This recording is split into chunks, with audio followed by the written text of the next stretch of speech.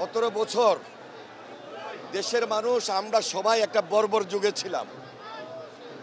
অত্যাচার, নির্যাতন, প্রতিহিংসা, গুম খুন, সর্বশেষ জুলাই আন্দোলনে হেলিকপ্টার থেকে পর্যন্ত যেভাবে শিশুটাকে পর্যন্ত হত্যা করেছে, হাসিনা টিকে থাকতে পারে নাই। হাসিনার ক্ষমতা পার্মানেন্ট ছিল না, এটা হাসিনা বুঝতে অনেক ভুল করেছে, শেষ পর্যন্ত পালিয়ে যেতে বাধ্য হয়েছে। আজকে আমরা একটা নতুন দিগন্তের সূচনা করতে যাচ্ছি এই বর্তমানে অন্তর্বর্তীকালীন সরকারের নেতৃত্বে।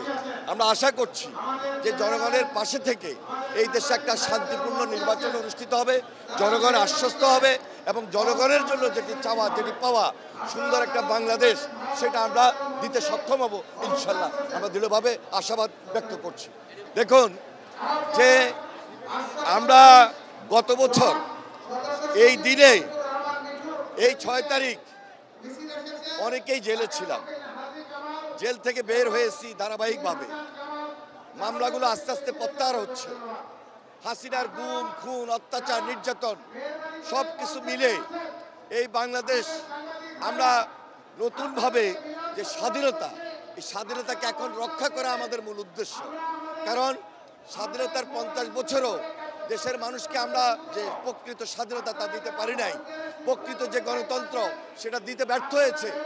এই বর্বর যুগ যেটি শেখ হাসিনা শাসন করেছিল প্রতিহিংসার মধ্য দিয়ে, তাই আজকে এই উন্মুক্ত পরিবেশে একটা স্বাভাবিক জীবনযাপন, স্বাভাবিক রাজনীতির মধ্য দিয়ে আমরা মনে করছি যে সমাজ যে ব্যবস্থা, সেই ব্যবস্থা সামনে নির্বাচনের মধ্য দিয়ে ইনশাল্লাহ সত্যিকারভাবে প্রতিষ্ঠিত হবে।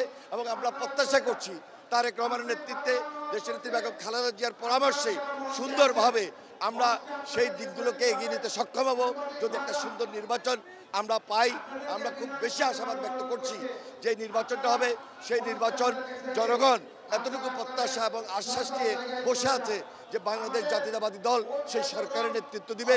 সুতরাং আজকে আমরা যারা এখানে একত্রিত হয়েছি, এই র্যালি থেকে দেশবাসীকে আমরা আশ্বস্ত করতে চাই একটা no crime, no corruption, zero টলারেন্সে আমরা যেন দেশটাকে নিয়ে আসতে পারি।